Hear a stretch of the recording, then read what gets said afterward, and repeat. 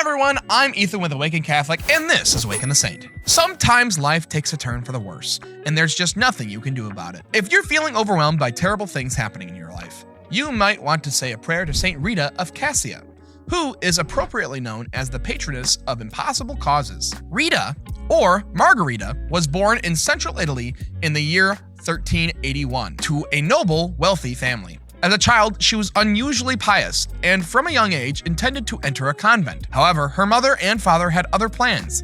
They wanted her to get married. Out of obedience to her parents, Rita set aside her hopes of becoming a nun and married a wealthy noble they had chosen for her. Their choice proved, to put it lightly, completely awful. Rita's husband was short-tempered, abusive, and disloyal. He became not just a continuous source of misery for his wife, but a terror to the neighbors as well. Rita bore 2 sons and spent years trying to improve her husband's behavior. Despite his abuses, she remained loyal to him, and her greatest desire was to see him turn away from sin. Through unending prayer and unfailing patience, she finally managed to reach him. One day, he broke down and begged forgiveness for all the pain he had put her through. However, not everyone was willing to forget past wrongdoings. Soon after this change of heart, Rita's husband was killed by a man he had once feuded with. Her 2 sons, who had grown up as ill-tempered as their father, swore that they would avenge him. Rita was heartbroken that she would have to see her children go the same way as their father. She prayed desperately that they wouldn't become part of a cycle of revenge, that she would rather they die than be stained by mortal sin. It seemed her prayers were heard. Before they could commit any acts of violence,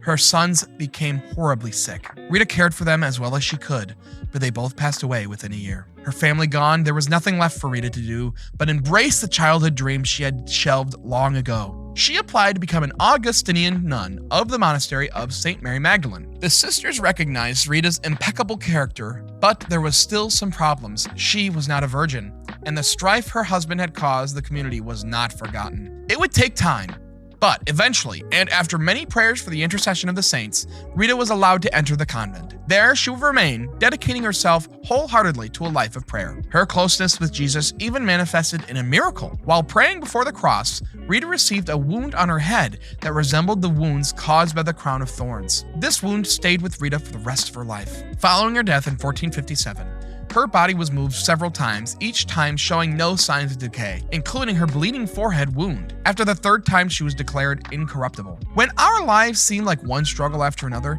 we need only remember that our lives are not in our hands. It took 18 years for Rita's husband to change, and with the greatest patience, she waited for God's plan to be carried out. Saint Rita of Cascia, pray for us. Awaken the Saint is made in partnership by Spoke Street Media and Awaken Catholic.